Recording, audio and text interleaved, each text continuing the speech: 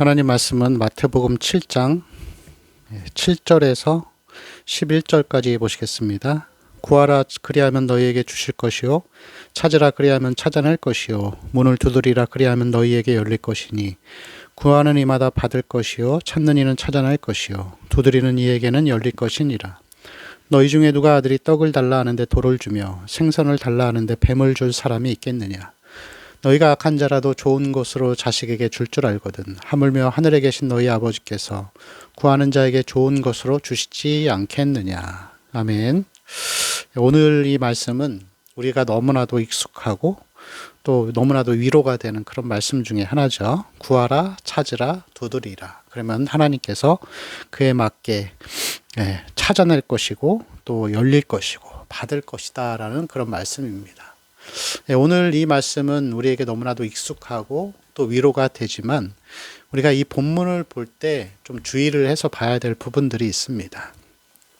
이 사람들은 이 성경을 볼 때 보통 자기가 좋아하는 구절을 이렇게 보는 경향들이 있죠. 그런데 이러한 이 구하라 찾으라 두드리라 그러면 주님이 주실 것이다 라는 이 본문을 이 본문만을 앞뒤의 내용들을 생각하지 않고 이것만 딱 떼어내서 그것을 내가 좋아하는 말씀으로 이렇게 딱 들고 또 이것을 근거로 해서 우리가 우리의 어떤 필요와 또 구하는 소원의 기도를 하게 됩니다. 그리고 그 기도가 뭐 몇 달이 될 수도 있고 아니면 뭐 더 오랜 시간이 될 수도 있겠죠. 그런데 아무리 시간이 지나도 하나님이 그 기도를 들어주시지 않을 때가 있어요.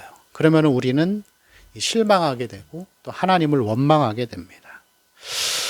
더불어서 오늘 이 구하라 찾으라 두드리라 하면서 9절과 10절과 11절에서 아들이 떡을 달라 하는데 돌을 주며 생선을 달라 하는데 뱀을 줄 사람이 있겠느냐. 하물며 악한 아버지도 자식에게 줄 줄 아는데 하늘에 계신 하나님 우리에게 좋은 것으로 주시지 않겠느냐라고 말씀하시잖아요. 근데 이것을 우리가 생각할 때 하나님이 우리의 기도를 내가 볼 땐 너무 간절하고 필요한데 주시지 않는 이유는 나보다 나를 더 잘 아시기 때문에 그렇습니다. 왜냐하면은 우리가 과거에 그런 기억이 있을 거예요. 간절하게 기도했는데도 하나님이 들어주시지 않은 기도의 제목들이 있습니다. 그러면 우리는 실망하고 또 하나님을 원망하는 마음도 갖게 되죠. 그렇지만 그러한 시간이 지나고 몇 년이 지나고 나서 그때의 나의 기도 제목을 돌아보면은 하나님이 들어주시지 않은 게 오히려 나한테 더 복이 되었다라는 깨달음이 오게 됩니다. 하나님은 우리보다 우리 자신을 더 잘 아시는 거죠. 그래서 여기서 보면은 하나님이 아들이 떡을 달라는데 돌을 줄 자가 없고 뭐 뱀을 줄 자가 없다라는 것이죠. 하나님은 항상 우리에게 최선의 것으로 주십니다. 그런데 중요한 것은 오늘 이 말씀 전체의 내용을 볼 때 이 구하라 찾으라.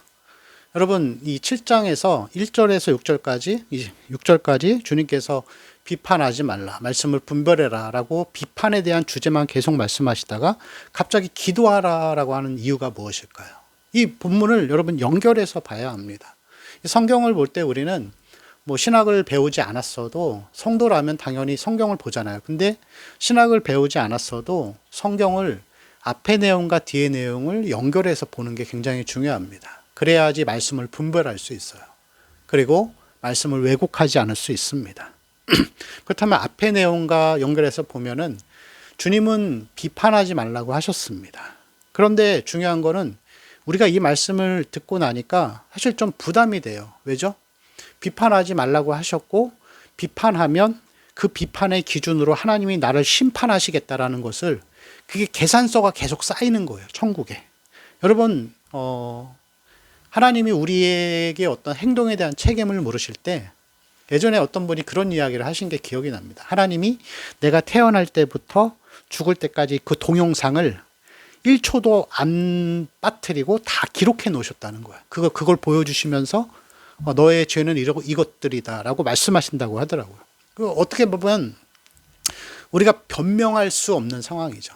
그럼 여러분 주님은 비판하지 말라고 하셨고 이 비판하면 계속 심판의 내용들이 쌓이는데 우리의 삶은 사실 그 하나님의 경고에 비하면은 비판을 하죠. 그래도 왜냐하면 심판은 멀어 보이고 하나님은 안 보이시니까. 그럼 여러분 이 죄가 계속 쌓이면은 나중엔 우리가 감당할 수가 없어요. 감당할 수 없으니까 우리가 구해야 되는 거예요. 우리가 그런 삶을 살지 않기를 위해서. 그러기 위해서 구하라는 거예요. 내 소원의 어떤 기도의 제목을 구하라는 게 아니라 여기서 말씀하는 이 구하고 찾고 두드리라고 하는 것은 우리가 비판해서 계속 죄를 쌓는 삶으로 하나님 앞에 책망받는 마지막 순간이 되지 않기를 위해서 하나님 앞에 구하라고 하는 것입니다. 그럼 뭘 구하냐면은 여기서는 좋은 것이라고 표현하는데 누가복음 11장 3절에 보면은 구하는 자에게 성령을 주시지 않겠느냐.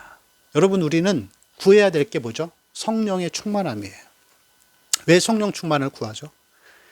성령이 충만하지 않으면 우리 안에 죄가 충만해져서 하나님이 아무리 경고를 해도 계속 남을 비판하고 정죄하게 되기 때문에 그렇습니다. 그럼 여러분 우리는 이 땅을 살아가는 성도로서 우리의 필요도 구해야죠. 주기도문에 일용할 양식을 주시옵고라는 기도와 같이 구해야 하지만 우리에게 정말 중심이 되고 중요한 기도의 제목이 되어야 하는 것은 이 생명과 경건에 속한 것을 구하는 거예요. 하늘의 신령한 복을 구하는 것이에요. 그래서 이 베드로후서 1장 3절에도 보면은 생명과 경건에 속한 모든 것을 하나님이 우리에게 주셨다 그랬습니다. 그리고 우리는 여러분 계속해서 우리가 하나님 앞에 책망받지 않도록 매일매일 성령의 충만함을 구하고 그리고 주님은 우리가 기도를 할 때 피로를 구하는 것보다 하나님이 원하시는 영적인 것, 생명과 경건에 속한 성령 충만, 성령의 열매 이거를 구하는 것을 더욱 좋아하시고 또 그 기도를 잘 들어주십니다. 그게 여러분 거룩한 삶의 시작이라고 할 수가 있습니다. 우리는 무엇을 위해 기도해야 할지 또 한번 우리의 마음의 중심에 잘 새겨보시기 바랍니다. 우리의 필요들이 있죠. 가족들, 자녀들, 재정 여러 가지 건강 많은 것들이 있지만 그 모든 것에 앞서서 우리는 하나님의 영광이 되는 것들, 생명과 경건에 속한 것들, 성령의 충만함으로 우리가 오늘 하루도 남을 정죄하거나 비판하지 않는 삶을 살아가는 것, 그것이 우리의 중심의 기도의 제목이 되기를 소망합니다. 그것이 주께서 우리에게 원하시는 이 충만함의 삶, 은혜의 삶, 의로운 삶이라고 할 수 있습니다. 하나님은 모든 것을 가지고 계시고 우리에게 그것을 주실 준비가 되셨습니다. 그리고 우리는 우리의 부족함과 연약함을 항상 인식하면서 하나님 앞에 매일매일 은혜를 구하는 삶으로 나아가기를 축원합니다. 기도하겠습니다. 주님, 우리에게 비판과 정죄의 영으로 사는 삶이 아니라 은혜와 하나님이여 은혜와 사랑의 마음으로 살아갈 수 있도록 우리에게 성령으로 충만함을 허락하여 주옵소서. 늘 마음에 그것을 구하고 하늘의 신령한 복을 구함으로 하나님께서 기뻐하시는 거룩과 의의 삶을 살아갈 수 있도록 인도하여 주시옵소서. 감사하며 우리 주 예수님의 이름으로 기도합니다. 아멘.